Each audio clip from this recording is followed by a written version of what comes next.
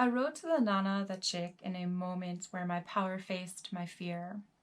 I consciously uncovered a moment of desperation, as if women's rights were moving backwards, which is at odds with who I am as a person.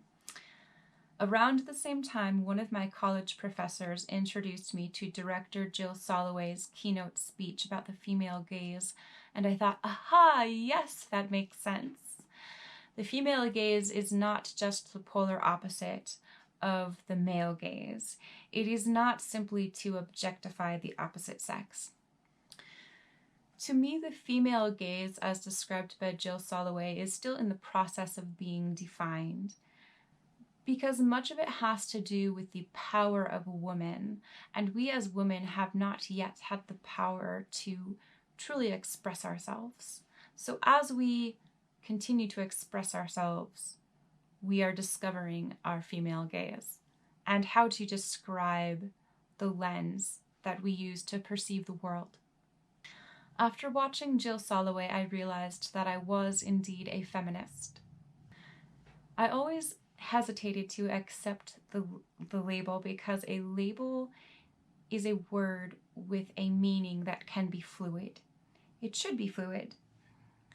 That fluidity has a potential for good and evil.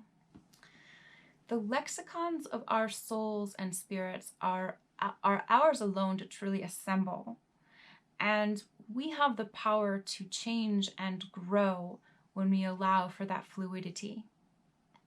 But I also had a fear of those who did not truly know or understand me distorting the definitions of the labels that I use to define myself with.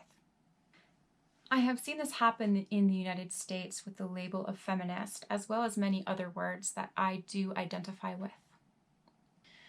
What I have observed while getting a degree in applied communications is that media convergence and reactionary politics have blended in an attempt to usurp other people's labels and redefine them without their permission.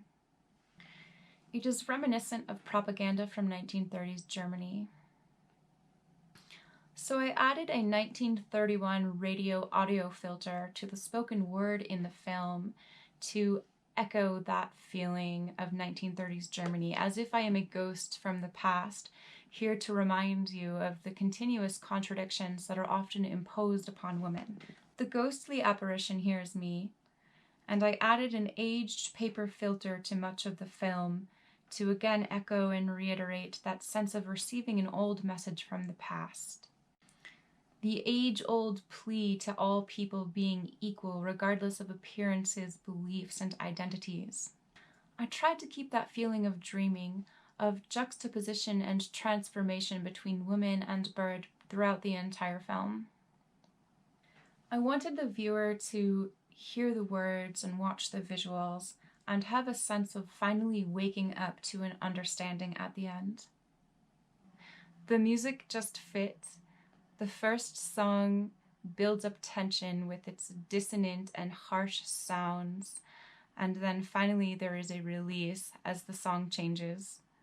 The dream is slightly uncomfortable, relieving to wake up from, similar to the feeling of realization that one has been oppressed, and that the walls and ceilings around you are simply the figments of the imaginations of your oppressors. They are not real. Similar to how I would imagine the escapee from Plato's allegory of the cave to have felt. I think my creativity comes from a drive towards transformations. I am a triple Scorpio and I have a strong personality, and as a result I am always finding myself in these inner battles that involve psychological and spiritual processing. That also feeds into the struggle for women's rights. Other poets who have inspired me include William Blake, Pablo Neruda, Khalil Gibran, and Rainer Maria Rilke, because of their themes that revolve around spiritual struggles and the human spirit. I am also a big fan of filmmaker Federico Fellini for his groundbreaking work on dream sequences and abstract imagery. Thank you so much, Helios Festival and viewers. This has been so much fun. I appreciate you so much. Thank you for watching my art. It is a great honor to be a part of your festival. Happy holidays, and I hope that you are all staying safe and well. Much love.